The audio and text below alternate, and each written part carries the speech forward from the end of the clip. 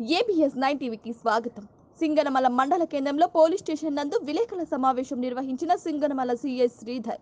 ఈ సందర్భంగా వారు మాట్లాడుతూ మండల పరిధిలో చిన్న జలలాపురం గ్రామంలో మంగళవారం చిన్నపాటి వివాదానికి కారణం ఆర్థిక లావాదేవీలే అని సిఐ శ్రీధర్ తెలిపారు.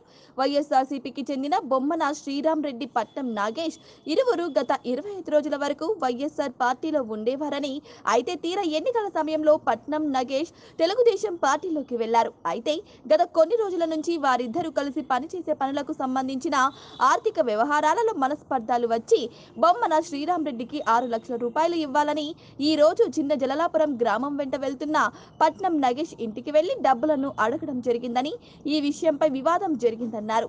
చీనీ చెట్లు నరికివేత విషయం పాత విషయాన్ని, ఈ సంఘటనకు దాటికి ఎటువంటి సంబంధం లేదని ఇరు వర్గాలను బైండ్ ఓవర్ చేస్తున్నట్లు సీఐ తెలిపారు.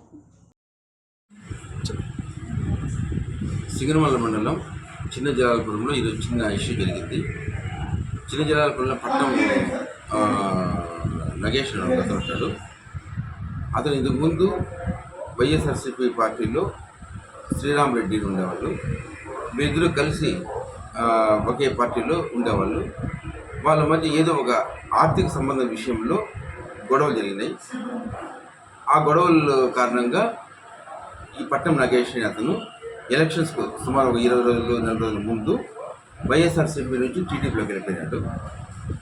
ఆ 5 లక్షలు 6 లక్షలు ఏదో రావాలని శ్రీరామ్ రెడ్డి అంటున్నాడు.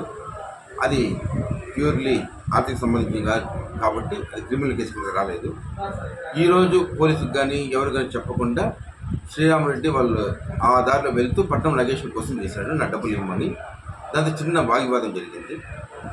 దాని తర్వాత ఇద్దరు వచ్చినారు. ఇప్పుడు ఒక వర్గాన్ని బయట చేశాము, శ్రీరామ్ రెడ్డి వాళ్ళ వర్గాన్ని పట్నం నగేష్ వర్గాన్ని చేస్తున్నాము. అంతే తప్పించి ఇది పార్టీకి సంబంధించింది కాదు, మరే విషయం కాదు. దాని తర్వాత చీనీ చెట్లు నరికేశారని ఒక టీవీ న్యూస్ కాలింగ్ వస్తుంది. ఇది పాతది జరిగింది, ఇప్పుడుది కాదు, ఫ్రెష్ది కాదు.